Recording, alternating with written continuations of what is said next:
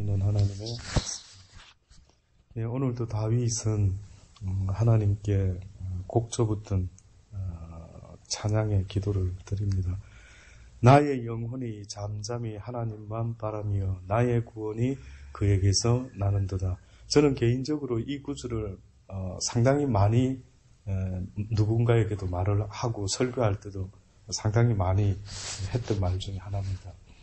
언젠가 제가 가만히 생각할 때 나의 영혼이 잠잠히 막 요동하지 않고 막 조급하지 않고 막 불안해하지 않고 과연 이 상태가 어떤 느낌일까? 다윗은 자기의 그 상태를 어떻게 생각하고 나의 영혼이 잠잠히 하나님만 바라며 나의 구원이 그에게서 나는도다라고 고백했을까?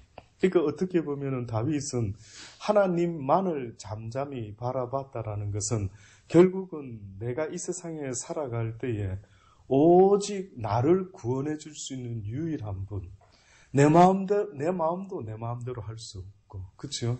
내 인생도 내 마음대로 안 되고, 내 자식도 내 마음대로 안 되고, 뭐 내 남편도 내 아내도 그 어떤 것도 내 마음대로 되는 것이 없다라는 것을 전제로 한다라고 하면은 이 모든 불완전한 어떤 환경과 여건 속에서 내 영혼을 구원해 줄 수 있는 유일하신 분이 있다면 그 만군의 여호와 하나님밖에 없다. 그래서 자기는 잠잠히 어떻게 보면은 다른 거는 다 내려놓고 다른 거 붙잡지 않고 오직 주님만을 내가 바라보겠다라고 하는 그 어떤 표현이 잠잠히 내 영혼이 하나님만 바라며 나의 구원이 그에게서만 나는도다. 오직 저만 나의 반석이시오. 나의 구원이시오. 나의 산성이시니 내가 크게 요동치 아니하리라. 어떻게 보면 이런 구절은 진짜 책상 위에든 뭐 지갑에든 화장실 문에든 그죠? 아예 눈에 띄는 곳에 내가 주문을 외우듯이 세상에 이 희한한 마술을 하는 인간들도 무슨 주문을 외운다 하지 않습니까? 예, 우리도 주문을 외우듯이 내 영혼이 날마다 하나님 앞에 고백하는 어떤 주문과 같은 말이 있다면 저는 이런 내용들은 참 멋지다라고 생각이 듭니다. 나의 영혼이 잠잠히 하나님만 바라며 나의 구원이 그에게서만 나는도다. 오직 저만 나의 반석이시오. 나의 구원이시오. 나의 산성이시니 내가 크게 요동치 아니하리로다. 예. 어떻게 보면 결심하고 또 결심하고 내가 결단코 세상의 어떤 상황 속에서라도 내 죽음이 위협을 느낀다 할지라도 그 위협 가운데 있고 싶지 않다. 오직 구원하는 구원자를 바라볼 뿐이다 라는 이 고백이 얼마나 부럽고 얼마나 보기 좋은지 이루 말할 수가 없습니다. 우리는 이러한 고백이 없을 때는 어떻게 보면요, 불시험 오는 것이나 막 인생의 풍랑과 파도가 오면은 그걸 자꾸 쳐다보지 않습니까? 그렇죠? 그러면서 뭘 느낍니까? 파도 쳐다보면 어떤 느낌 듭니까? 예, 막 위협감. 저는 언젠가부터 왜 그런지 모르겠는데, 제가 국민학교 때는 막 동네에 막 밑에 뛰어내리는 거, 막 우리 하천 부평동에 보수천이 있고 한데 애들끼리 뭐 거기 흙 조금 있는 그곳에 막 도랑이 있고 한데도 그쪽에 그 조그마한 도랑이 애들이 신나서 막 점프도 하고 뛰고 뭐 이런 거 할 때는 전혀 몰랐는데 어느 순간에 나이 먹으면서 엘리베이터를 타고 올라가도 왜 허리 뚫린 엘리베이터 있지 않습니까? 그거는 못 보겠는 겁니다. 막 뭐가 어찌러찌러한 겁니다. 느낌이야.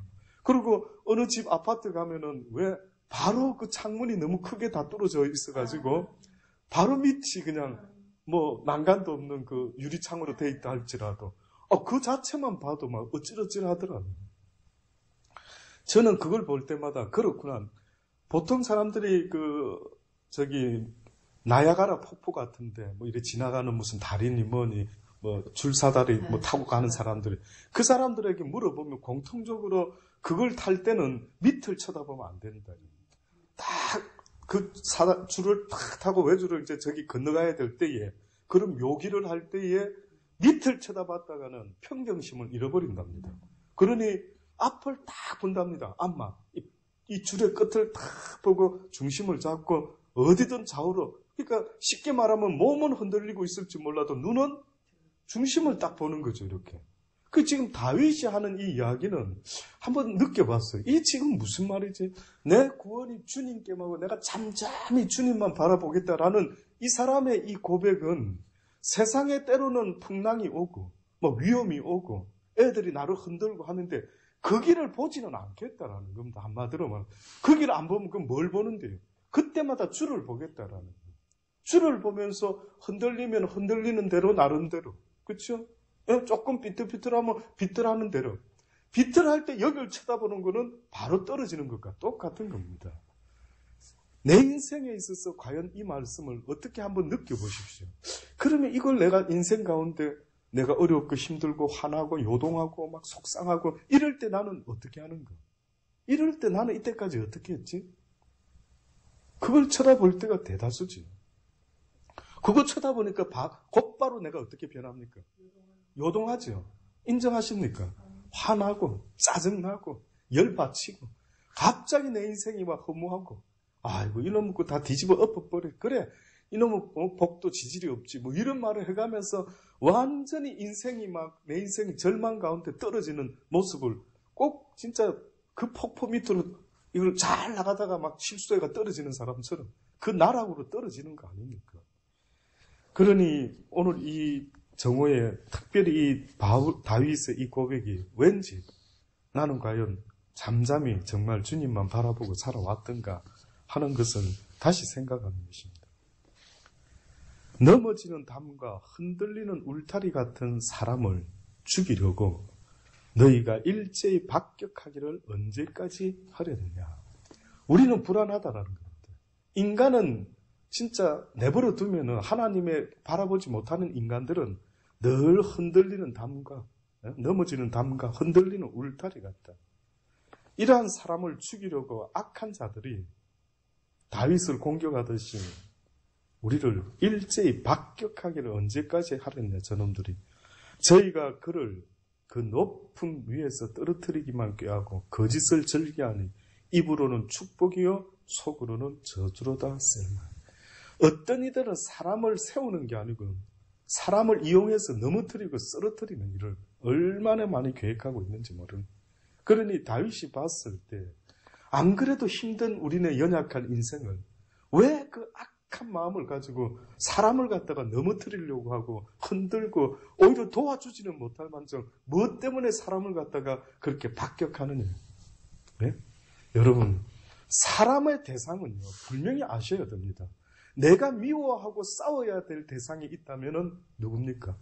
이 세상에서. 그건 사단입니다. 예. 내가 이 세상에서 진짜 미워하고 내가 이 세상에서 진짜 저주를 퍼붓고 내가 싫어하고 해야 될 대상이 있다면 사람이 아니라 사단이라고. 그래서 다윗도 물론 시편에 보면 원수 이야기가 많이 나오는데 어떤 분들이요 그 다윗의 원수를 갚아달라고 고백하는 그 기도를 갖다가 저는 그 이야기를 들을 때마다 편하지 않더라고요. 아, 저 말이 아닌데 저분들은 저걸 저렇게 깨닫고 있구나. 그게 아닌데 그게 뭔지 아십니까? 자, 여러분 치유하셔야 됩니다. 그래서 속에 이렇게 그동안에 미워하고 했던 이런 인간들을 내버려 두고 있으면 안 되고 다 쏟아내야 됩니다. 그래서 기도 한번 하셔야 됩니다. 막 내 원수 같은 미운 놈, 원수 갚아달라고 다 쏟아내셔야 됩니다. 그래야 내가 내적 치유를 받을 수가 있습니다. 뭐 이런 희한한 이야기를 하는데 저는 놀랐습니다. 어떻게 이렇게 말을 할 수가 있지? 다윗이 말하는 것은 실제 원수를 갚아달라고 말하는 게 아니었습니다. 오히려 성경은 신약에 와서는 예수님이 뭐라고 가르칩니까? 내 원수를 그거는 어떻게 설명할 건데요? 예? 그러면 그 이야기는 뭐라고 가르칠 겁니까? 사람들한테. 여기서는 원수 다윗은 갚아달라고 기도했으니 너희도 내적 치유를 받기 위해서 원수를 갚아달라고 고백을 쏟아내야 된다는 이런 희한한 이야기가 있을 때마다 너무 안타깝더라고요. 지금 다윗이 말하는 모든 이야기들은 거의 다 육적인 이야기가 아니라 영적인 이야기를 하고 있습니다.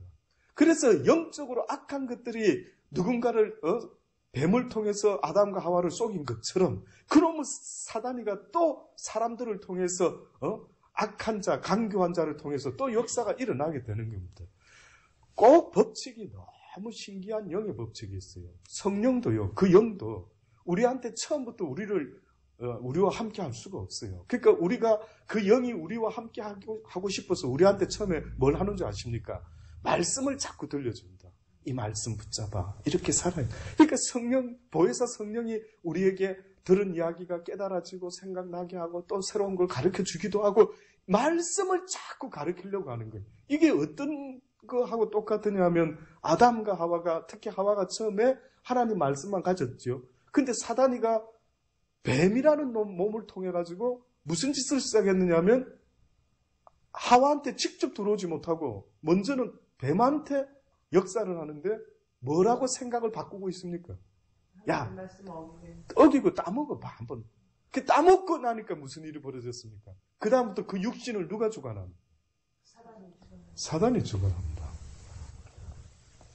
이거를 좀 안다면, 이게 느껴지고 깨달아만진다면 영적 싸움이 굉장히 유리한데 결국은 사단도 처음부터 우리를 주관하는 게 아니라 자기 말을 따르는 사람을 통해서 점점점 역사가 심해지는 겁니다. 그래서 우리 젊은 아이들이 지금 하나님의 말씀을 따르는 게 아니고 계속해서 사단이 좋아하는 짓을 쫓다 보니까 어느 순간에 뭐 귀신도 보고 이상하게 자기 주변에는 천사가 아니라 악한 영들의 움직임을 보는 이런 사람들이 자꾸 늘어만 가는 것입니다. 그럼 그렇게 하기 전에는 점점 누가 우리한테 먼저 심어 놓느냐? 메시지를, 말씀을 심는 겁니다. 그래서 세상 노래를 통해서 메시지를 심기도 하고 세상의 희한한 논리를 통해서 메시지를 심고 부자 되세요, 어찌 되세요 하고 하나님의 말씀과는 전혀 다른 말씀으로 계속해서 우리를 어느 순간에 세뇌를 시키고 있는 거예요. 그러니까 사람들이 가만히 보면 어느 날 그들이 모두가 육체가 되더라. 다시 말해서 그들이 어느 날 보니까 하는 말도 행동도 전부 다 육을 위해서 말하고 행동하는 그들의 모습을 보고 그들이 육체가 되더라. 그들의 날수가 120년이더라. 결국은 그 후에 노아를 통해 인간이 멸망당할 수밖에 없음을 하나님이 인간 지으신 걸 한탄할 수밖에 없을 정도의 참으로 슬픈 결과가 일어나고 마른 것입니다. 그러니 성령께서도요, 우리에게 처음에는 말씀을 자꾸 가르쳐줘요. 그 말씀 위에서는 하나님의 영이 역사를 하게 됩니다. 근데 그 말씀이 없을 때는 누가 역사를 하느냐 하면은 악한 사단이가 귀신들이 역사를 하는 거예요. 그래서 예수 예자도 모르는 이 무당들도, 이 희한한 점쟁이들도 아시죠? 어떻게 그 놀라웠게 맞추고 과거를 맞추고 어머나 신기해라, 어머나 용하다. 근데 신기한 거는 그들은 하나님을 믿는 자들이 아닌데도 그 역사가 일어나는 겁니다. 교회 안에서도 무당이 있는 겁니다. 성경은 거의 모르는데 어떤 은사와 뭔가 일어나가지고 이게 하나님의 영이 나를 간섭하는 줄 알고 난리를 치는 겁니다. 성경이 뭐라 합니까? 영이라고 다 믿지를 말아라. 그럼 어떻게 하면은 하나님의 영과 거짓된 영을 그러면 우리가 구별할 수 있습니까? 하나님? 어떻게 구별한다고요? 하나님의 영의 첫 번째 역사는 말씀을 느끼고 깨닫게 도와가지고 그 속에서 뭘 이루어냅니까? 회개를 이루어낸다. 회개를 만들. 근데 무슨 제가 뭐 희한한 동영상도 하면 막 확 가니까 막 웃음을 뭐 쩐다나 뭐 쩐다나. 참, 그럴 수는 있습니다. 근데 예수 여자도 모르는 사람들한테 희한하게 웃는 무슨 성령, 그 무슨 회개 망측한지 모르겠습니다. 우리 영혼의 기쁨은 어디서부터 나오느냐 하면요, 진리의 말씀을 깨달았을 때, 그 구원의 기쁨을 느꼈을 때에, 다시 말하면은 말씀을 통해서 회개하고 세례를 받고 제사함을 받으면은 뭐가 임한댔습니까? 그때는 보혜사 성령이 누구 뜻대로 준다고요? 하나님의 뜻에 따라. 그러니까 하나님의 성령이 임하는 것은 죄 씻음을 받은 자에게는 임하고 싶지 않아도 임하게 되는 게 성령의 선물인 겁니다. 그럼 그 성령이 주는 것은 마음에 어떤 기쁨을 준다라는 표현보다 평화를 주는 겁니다. 무슨 웃기는 소리 하고 있네. 예? 무슨 그런 값싼 희한한 이야기를 하고 앉아있는. 그거 끝나면 뭐가 이상한 겁니다. 끝나고 나면 내가 하루 종일 1시간 내 집회할 때 웃었는데 뒤돌아서는 어머나 내 희한한 짓을 다 했네. 이걸 어떻게 본인은 알 겁니다. 근데 누가 가르쳐준 사람이 없으니까 이게 성령의 역사인 줄 알고 가만히 있어 내가 방금 영적 경험을 했구나. 이러는 희한한 이야기들. 이 시대가 이런 시대를 삽니다. 누가 나를 알고 누가 나 여호와의 영을 알 수가 있었고 누가 내 마음을 가지고 그것을 가르쳐줄 자가 있겠느냐는 질문입니다. 분명히 말씀드립니다. 제가 다는 아니지만 저보다 더 훌륭히 깨닫는 분들이 많이 있겠지만 저에게 깨닫게 하신 하나님은 그분의 역사는 그런 식이 아니더라고요. 그분이 주는 건 세상이 줄 수 없는 그 평안의 역사가 그 평안 속에서 나타나는 미소, 그 평안 가운데 일어나는 기쁨, 그 평안 가운데 이 잠잠히 여호와를 바라보는 이 요동함이 없는 속에서 일어나는 것. 막 요란스럽고 막 뛰놀고 춤을 추고 장구치고 그럴 수는 있는데 때로는 그럴 수도 있는데 근본적인 것은요. 그 순간만 춤추고 난리치고 끝나는 그런 기쁨을 말씀하는 게 아닌 것입니다. 생활 속에서도 설거지를 하는데도 찬양이 나오고 무슨 일을 하는데도 그냥 내 마음의 평안과 기쁨 속에 그냥 내 영혼이 춤을 추는 걸 말하지 겉으로 보여지는 그것으로 말하는 것은 아닌 것입니다. 그러니 악한 것들은 이 영적으로 원수는 눈에 보여지는 사람을 자꾸만 원수로 삼지는 마십시오. 하나님은 그 사람도 언젠가 깨닫고 돌아오기를 원하는 것 아닙니까? 그러니 바울이 말하는 것을 영적으로 들을 때에 넘어지는 담과 흔들리는 울타리 같은 사람을 그렇게 연약한 인생들인데 지금 누굴 위해서 너희들이 박격하느냐? 왜 그런 악한 짓을 하느냐? 왜 사람을 넘어뜨리는 일을 하느냐? 저희가 그를 그 높은 위에서 떨어뜨리기만 꾀하고 거짓을 즐겨하니 입으로는 축복이요 속으로는 저주로다 생각. 나의 영혼아 또다시 말합니다. 잠잠히 하나님만 바라라. 대저 나의 소망이 저로 쫓아 나는도다. 이게 두 번째 잠잠히 다윗이 바라봤던 대상입니다.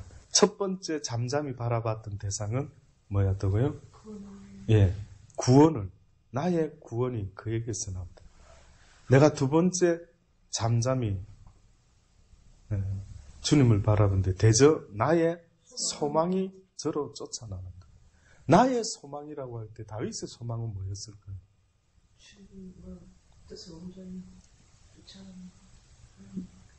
다윗의 소망은 구원입니다. 구원.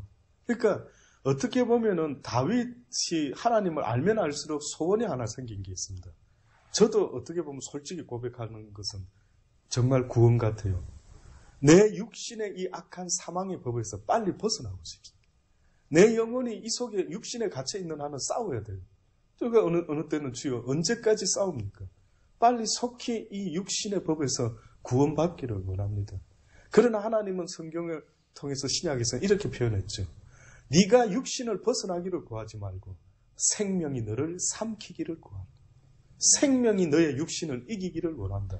이게 하나님의 뜻입니다. 저는 벗어나고 싶어서 주여 벗고 싶습니다. 이놈의 육신은 언제까지 이렇게 계속 하루도 건너뛰지 않고 싸워야 되는 이 육신의 법 가운데 벗어나고 싶습니다.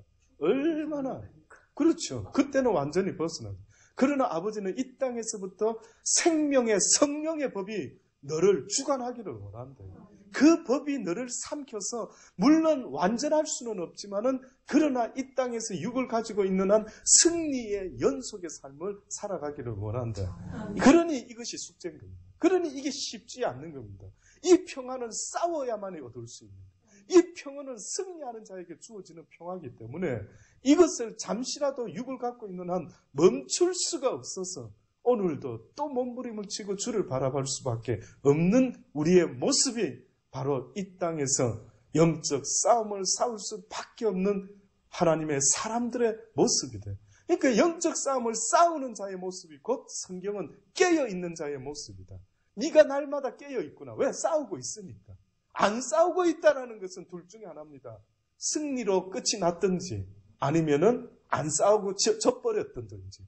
둘 중에 하나죠. 근데 아버지는 승리는 내 나라 올 때까지는 온전한 승리는 없다라는 거예요. 단지 승리의 연속은 있을지라도 완전한 싸움의 끝은 내 나라 오기 전까지는 없다라고 성경은 분명히 말하고 있는 겁니다.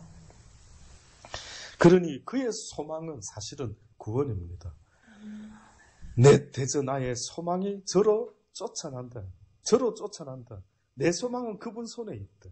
내 소망은 그분으로부터 말미암아 이루어진다라는 것을 잘 알고 있었습니다.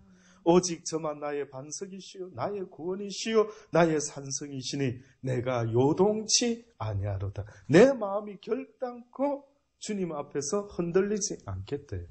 나의 구원과 영광이 하나님께 있으며 내 힘의 반석과 피난처도 하나님께 있도다. 다시 말하면 내 힘도 내 인생의 반석도 내 삶의 피난처도 오직 하나님만이다. 주님만이 나의 삶의 힘이 되시어 나의 삶에 흔들리지 않는 반석이 되시어 또한 피난처가 됩니다. 그래서 베드로한테 게바라는 이름을 주신 그 의미 속에서 네 이름 위에 내 교회를 세우겠다. 게바 뜻이 뭡니까? 반석. 네 반석 위에 지금 네가 고백했던 이 믿음의 고백 이 반석 위에 세운다 이 뜻이죠. 그가 무슨 고백했는데 주는 그리스도시요 살아계신 하나님의 아들이십니다. 이것이 당연한데 사람들은요 입으로는 그렇게 하는데 흔들리는 겁니다. 정말 살아계신 하나님이 나를 다 알고 계실 텐데 내 형편이 그분 앞에 숨겨졌나? 해가지고 또 불안해하고 또 걱정하고 또 근심하고 있는 내 모습이 정말 주는 그리스도시요 다시 말해 나를 위하여 십자가에 피 흘려 죽어주신 기름 부음 받은 희생 양이시요 또한 나의 살아계신 하나님 곧 나의 주가 되십니다. 이 고백 위에다가 내 삶이 세워져 나가야 되는데 다윗은 그것을 알고 있어. 아주 오래전부터. 그래서 그는 입만 뻥끗하면 어떻게 보면 오늘 62장에도 나의 구원과 영광이 하나님께 있습니다. 나의 힘이시요 반석이시요 피난처가 되신다. 백성들아 시시로 저를 의지하고 그 앞에 마음을 어떻게 토하라. 하나님은 우리의 피난처시라서. 하나님 앞에 날마다 나아가서 어떤 속상하고 힘든 일이 있어도 사람 앞에서 하지 말고 오직 하나님께만 토하라. 오직 저를 의지하고 그분 앞에서만 해라는 맞습니다. 때로는 속상한 걸 사람들하고 대화할 때도 있죠. 그런데 여러분 잊지 마세요. 때로는 내가 토했던 그 이야기가 그 사람들 앞에서 할 만한 게 못 됩니다. 예. 나의 어떻게 보면 정말 고백할 수밖에 없는 세상 사람들 가끔 텔레비에서 연예인들 저하고 가장 친한 친구입니다. 나는 이 친구하고는 모든 엄마 아빠하고도 못했던 이야기를 이 친구하고는 다 그 정도로 가까운 친구입니다. 라고 말하는데 저는 그럴 때마다 씁쓸히 하더라고요. 그가 주를 알았다면, 그가 하나님을 알았다면, 그분이 내 모든 사정을 알아주시고 고백해도 위로해 주실 수 있는 분인데 그 상대방 친구가 나를 위로해 줄 수 있는 줄로 착각을 하더라고요. 내가 그냥 넋두리 하는 것을 들어주는 것밖에 없는 거지 그냥 쏟아내서 내 느낌상 편한 느낌이 들었는 줄은 모르지만 실질적으로 상처받은 내 마음을 위로해 줄 수 있는 육신의 친구는 세상에 없는 것입니다. 남편도 안 됩니다. 아내도 안 됩니다. 왠 줄 아십니까? 그는 나를 온전히 모르기 때문입니다. 그는 나를 모릅니다. 때로는 나도 나를 모를 때가 있는데 어떻게 그가 나를 위로해 주기를 기대하십니까? 어느 인생이 나를 위로해 줄 수 있는데 어느 목사가 여러분을 위로하는데 어느 남편이 어느 아내가 어느 자식이 어느 내 베스트 프렌드가 나를 위로해 줄 수 있으면은 그런 좋은 사람 저한테도 소개 좀 해주세요. 저도 위로 좀 받게요. 예. 아무리 어떤 친한 친구라 할지라도요. 곰곰이 생각해 보십시오. 과연 내 심령을 유일하게 위로하고 내가 기댈 만한 그런 대상이 과연 누군가. 그래서 찬송가 499장 저장 밑 것 위에 그 찬양 가사는 주가 나를 친구 삼으시고 주가 나를 친구 삼으시고 때로는 구세주시지만 그러나 때로는 우리에게 어떻게 보면 친구로, 때로는 연인으로, 때로는 남편으로, 때로는 애인으로. 이게 바로 우리 주님의 모습. 인간들끼리는 그 말 잘하더만. 그렇죠? 우리 남편은 우리 아이는 때로는 아빠같이, 때로는 엄마같이, 우리 딸내미는 이러면서 때로는 친구같이, 연인같이, 거기다가는 그렇게 다양한 역할을 갖다 붙이면서 어째서 하나님이 그렇게 된다라는 사실은 왜 생각을 못하는지 너무 안타까운 거예요. 너무 안타까운 거예요. 그래서 주를 친구 삼는 자 복되다. 주와 동행하는 자 복되다. 친구니까 동행이 가능합니다. 성경의 에녹이 주와 동행했다라는 말은요, 주와 무슨 인간이 동행했다 이 뜻이 아닙니다. 친구와 친구의 자격으로 동행이라는 것은 쉽게 말하면 친구 간에 가능합니다. 왜 때로는 남편과 아내가 안 되는 줄 아십니까? 요구하는 게 너무 있거든요. 친구로만 되면은 요구사항은 아니죠. 그냥 우정으로 하면 되니까. 근데 부부 사이는 뜻밖에도 요구하는 사항이 많아요. 동행이 잘 될 것 같은데 부부 관계는 동행이 잘 안 됩니다. 한번 곰곰이 한번 생각하면 이 말이 어렵지 않습니다. 인정할 겁니다. 근데 친구끼리는 동행이 꽤 가더라고요. 가만히 보니 부부는 이혼하고 나눠주면 원수가 될 수도 있는데 친구는 오래 가더라고요. 친구는. 그러니 어떨 때 보면은 주님이 나를 친구 삼으셨네 할 때는 에녹은 어떻게 보면 주와 동행했다라고 하는 그 의미 속에는 그 정도 관계가 된 거예요. 그럼 친구는 어떤 관계인데요? 내 속에 있는 모든 이야기를 어떻게 보면 아내도 남편도 누구한테도 할 수 없는 이야기를 하는 겁니다. 아마 우리 아이들도 엄마 아빠가 친구 같기를 원할 겁니다. 우리 애들이 엄마한테 이야기를 잘 안 하려고 합니다. 왜? 조금 하면은 엄마 화부터 내고, 혼을 내려고 하고, 이러니까 이 관계는 희한한 관계인 겁니다. 이거는 내 마음을 털어놓는 관계가 아니라 늘 야단맞고 지적당하고 잔소리 들어야 되는 이런 거북한 관계를 어느 누가 원하겠느냐. 그러니 저는 여러분이요, 엄마 아빠의 관계가, 육적인 관계는 너무 집안에서 때로는 아주 안 좋은 역할이 돼요. 아주 안 좋더라고요. 오히려 친구예요. 아들의, 딸의 이야기를 들어주고, 친구같이. 난 아빠 생각하면 이랬는데, 아주 친구같이 눈높이를 낮춰서 대화를 해주는 겁니다. 그렇게 너 생각이 참 아빠보다 훨씬 나은 것 같아요. 이래서 그 아이들이 오히려 정말 뭔가 어렵고 힘든 일이 있으면 나는 우리 엄마랑 어느네, 나는 우리 아빠랑 어느네. 정말 이 정도로 여러분이 친구의 의미가 뭔지를 생각을 한번 해보십시오. 이 관계가 바로 주님과 나와의 관계도 되어야 되는 것입니다. 이것이 바로 다윗이 어떻게 보면은 고백하고 있는 고백입니다. 백성들아 시시로 저를 의지하고 그 앞에 마음을 어떻게 하라고요? 토하라. 딴 데 가서는 여러분 깊은 속 다 말하지 마세요. 괜히 인간들이 그 소리를 들으면요, 오히려 자꾸 그게 기억이 납니다. 캐톨릭에서 사제에게 고해 성사를 한다는데 인간은 우리 고해를 들을 자격이 없습니다. 어느 인간도 나의 속에 있는 어떤 비밀을 듣고 용서하고 긍휼히 여겨주고 그럴 수 있는 인간은 하나님의 역사 아니고서는 있을 수가 없습니다. 왜 예수님이 돌아가시면서 휘장을 찢어놨다라고 말합니까? 이제는 제사장만 들어오고 신부와 사제만 고해 성사를 받고 이게 아니라 누구든지 주의 이름으로 내게 나와 내게 무릎을 꿇고 기도하고 회개하며 부르짖는 자에게 내가 친히 그의 하나님이 될 것이라. 내가 친히 너의 고해 성사를 듣고 내가 친히 너를 치유해주고 내가 친히 너를 용서할 것이라고 그렇게 말씀하는 것 아니겠습니까? 진실로 천한 자도 헛되고 높은 자도 거짓되니 저울에 달면 들려 입김보다 경하리로다. 무슨 이야기입니까? 천한 자도 헛되고 높은 자도 거짓되니 저울에 달면 주님 앞에 서게 돼서 주님의 저울에 달게 되면은 그 어떤 것도 대단한 것이 없다. 포악을 의지하지 말며 탈취한 것으로 허망하여 지지 말며 재물이 늘어도 거기 치심치 말지어다. 무슨 말입니까? 재물이 늘어도 네 마음을 거기에 두지 말아라는 뜻으로 치심치 말라. 예. 아시겠죠? 그러니까 왜 재물을 위험하게 생각하느냐 하면 재물이 주는 파워는 대단한 거 인정하시죠? 돈만 있으면 그 전에 시골로 농사 짓던 사람이 갑자기 땅값이 올라가 떼돈이 생기면 목에 힘이 들어가기 시작하고 막 비싼 차로 뽐내려고 하고 인간이 아닌 모습, 이상한 괴물 같은 모습으로 그전까지는 인간미가 있었는데 이놈의 돈이 사람을 갖다가 희한하게 만들어버리는 놀라운 능력이, 왜 그런 교만이 왕 같은 모습이 바뀌었을까요? 그의 마음이 어디 있기 때문에? 그 재물에 있기 때문에.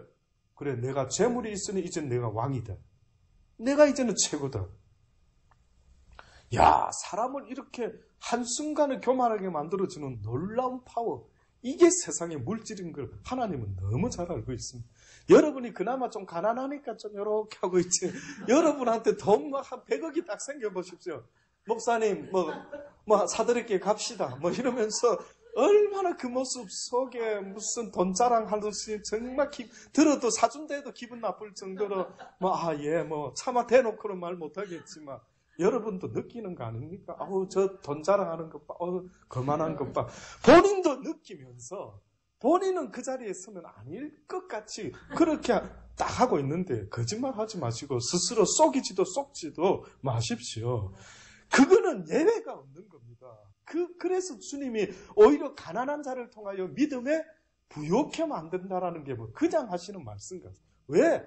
가난하고 의지할 데 없고 늘 말하죠. 성경에 말하는 마음이 가난한 자가 어떤 상태라고요? 노동이라도 할 수 있는 가난한 자를 말하는 게 아니다 그랬습니다. 어떤 가난한 자? 누군가가 도와주지 않고 동량해주지 못하면 먹고 살아갈 수가 없는 그 가난한 자가 천국을 얻게 된다라. 그 가난한 자. 그러니 부자 너무 좋아하지 마십시오. 그냥 오늘 하루 먹을 거 있으면 빚을 내서 먹든 빚을 못 내고 먹든 간에 감사하시기 바랍니다. 빚내게 해주시는 하나님, 빚낼 수 있는 능력도 주신 하나님께 감사를 드립니다. 그게 진리 아닙니까? 네? 아니, 빚도 못 얻어서 굶어 죽는 사람도 분명히 있을 수 있는데, 아버지여, 빚을 낼 수 있는 이 능력은 어디서 오는 은혜입니까? 이렇게 한번 생각하면 하나님이 보시고, 딸아, 네 믿음이 참으로 놀랍다. 어째 그것을 감사할 수 있을까? 나는 이제까지 이런 희한한 감사기도 처음 들어봤다, 딸아. 이야, 너무 놀랍다. 아마 저는 생각할 때 주님이 온 천국의 허당 정인을 불러놓고 저 딸의 기도를 좀 들어보소서. 내가 이거 녹음시켜가 온 천국에 방송을 해야 되겠다. 왜? 이런 감사가 어디 있을 수 있느냐? 모두 다 빚지면은 원망하고 왜 내 인생이 이 모양입니까? 저 모양입니까? 그저 불평불만하는 것이 아예 그냥 자동으로 되고 있는 우리의 모습 속에, 그래서 기도할 때 어떤 기도를 하나님 받는 줄 아십니까? 감사함으로 나오는 자의 기도를 그래서 받는 겁니다. 그러니까 주님이 제가 오늘 또 와서 무슨 말을 하고 보는데 세상에 그런 말을 하게 되면 주님 느낌이 어떨까요? 여러분이 하는 잠깐 생각을 바꾸어서 지어 오늘도 빚을 지고 살고는 있지만 빚질 수 있는 이 힘도 능력도 다 하나님의 은혜라 생각합니다. 그래서 오늘도 먹고 마시고 입고 살아가니 아버지 감사합니다. 이렇게만 기도를 뚝 했다면 제가 딴 기도 할 만한데 또 뭐라고 말할 것 같은데 저러고 오늘 그냥 가네. 이러면 하나님 머릿속에 복잡해지는 거. 제가 왜 저렇게 변했지? 안 되겠다. 빨리 비청산 시켜줘야 돼. 저는 아버지의 마음은 그렇다 봅니다. 제가 믿는 그 아버지의 마음은 그것에 움직이는 아버지. 그러니까 여러분이 기도할 때도요, 어떻게 보면 다윗과 같이 아버지의 마음을 어떻게 움직여 볼까? 사람의 마음을 어떻게 감동을 시켜 볼까도 우리가 생각하잖아요. 그러면 여러분도 기도하실 때 하나님의 마음을 어떻게 한번 감동을 시켜 볼까? 이 생각을 해본 적 없습니까?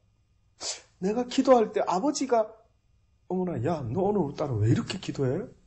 야, 솔로몬이요 1000번째를 들었어요. 제가 오늘따라 왜 저렇게 1000번째, 부담스럽다. 그래, 꿈속에 나타나. 야, 뭘 그렇게까지 1000번째나 하노? 뭐 해주기 원하는데? 뭘 했습니까, 솔로몬이? 하나님은 백성성을 갖출 수 있는 지혜를. 딴 거 구할 만도 한데, 그쵸? 분명히 부귀와 명예와 권세와 이 나라가 막 내가 통치할 동안 또 내 자손들이 막 세계에서 최강국이 되게 해주시고 뭐 이런 이야기 하는데 할 수 있는데 뜻밖에도 하나님의 마음을 움직입니다. 어느 정도로 움직여놨느냐면 구하지 않은 것까지도 주도록 만드는 거예요. 왜 그 생각을 안 해봅니까?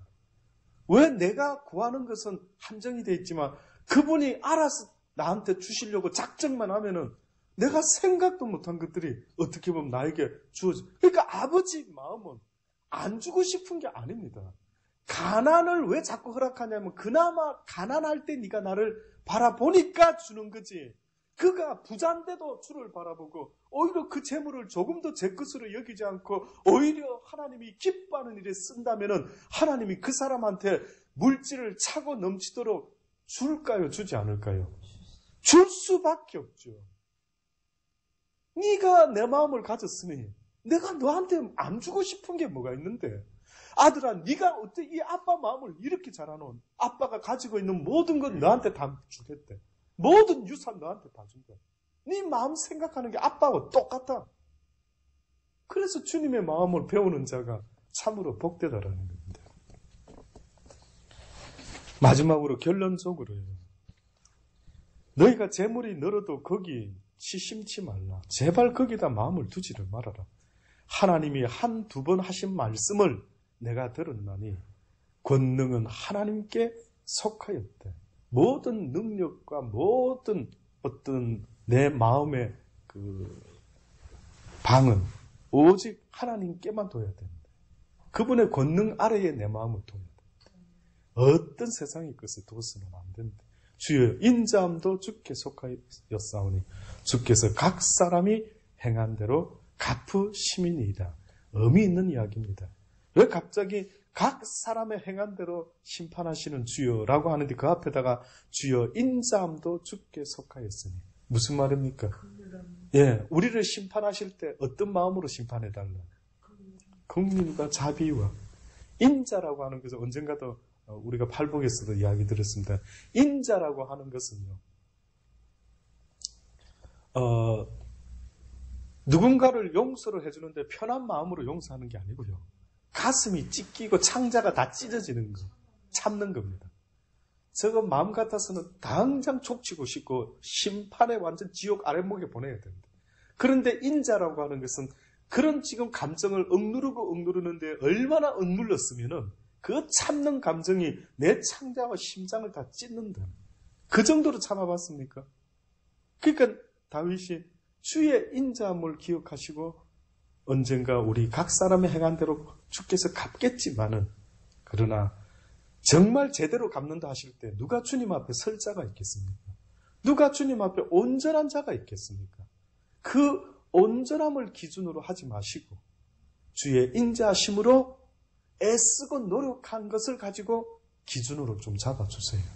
결과물로 우리를 심판하시면 어제는 좋았다가 오늘 또 뒤집어 엎는데 아버지요. 포기하지 아니하고 날마다 애쓰는 그 마음을 주님 기준으로 봐주시기 바랍니다. 저는 하나님이 틀림없이 우리의 결과물로 심판하시지는 않으리라 믿습니다. 그분 앞에 결과로 심판한다면 설 자가 누가 있을까? 그러나 넘어지고 쓰러져도 또 일어나고 또 일어나고 포기하지 않고 어제도 또 싸웠지만 오늘도 또 아주 전투에서 어떤 병사가 부상을 당해서 피를 흘려가고 좀 쉬어야 되는데 그런데 또 적군이 나타나면 그 몸으로 또 싸우고 또 싸우고 죽는 그 순간까지 피를 흘려가면서 싸울 수밖에 없는 그 애절한 어떠한 병사의 모습이 느껴진다고 하면은 저와 여러분도 그렇게 싸우다가 주께서 부르실 때에 숨을 거두면 그뿐인 것이죠. 그러니 하루도 때로는 승리하지 못하는 것 같을지라도 날마다 포기하지 아니하고 싸우는 그들의 최선의 모습이 저는 하나님께서 기뻐하는 자의 모습이라는 것을 분명히 믿습니다. 1등은 못할지라도 우리 주님은 완주하라. 너에게 주어진 삶을 포기하지 말고 끝까지 완주할 수 있는 그 마음이 참으로 나를 기쁘게 한다라고 말씀하실 줄 믿습니다. 기도하시겠습니다. 좋으신 아버지 감사합니다. 그렇습니다. 다윗과 같은 고백이 날마다 우리의 고백이 되게 하여 주옵소서. 주문을 외우듯이 주의 말씀이 우리 입에서 떠나지 않게 하시고 그 입술의 고백이 내 영혼까지도 세워나갈 수 있도록 하나님께서 은혜 베풀어 주옵소서. 때로는 지칩니다. 때로는 다 포기하고 싶을 때도 있습니다. 아시지요? 그러나 그 모든 것을 다 아심에도 불구하고 오늘도 주님께서는 분명히 말씀하시는 소리를 듣습니다. 포기하지 말고 내가 너를 부르는 그날까지 오늘도 또 일어서서 또다시 나를 향해 달려오라는 주의 음성 우리가 날마다 말씀을 통하여 듣습니다. 포기하지 말게 하시고 어제보다는 오늘이 좀 더 나은 모습이 되기 원합니다. 어제보다 오늘이 오늘보다 내일이 좀 더 하나님께 가까이 가 있는 모습이 되기를 원합니다. 가까이 가다 보면 언젠가 주의 나라에 갈 날이 분명히 있을 줄 믿습니다. 주의 나라 임하실 때에 우리의 그 몸부림쳤던 수많은 시절의 시간의 그 모습들을 기억하여 주시고 우리에게 은혜 베푸시고 인자하심으로 우리를 주의 나라로 인도하여 주옵소서. 예수님의 이름으로 감사하며 기도드리옵나이다. 주신 말씀 듣고 기도하는 시간 되도록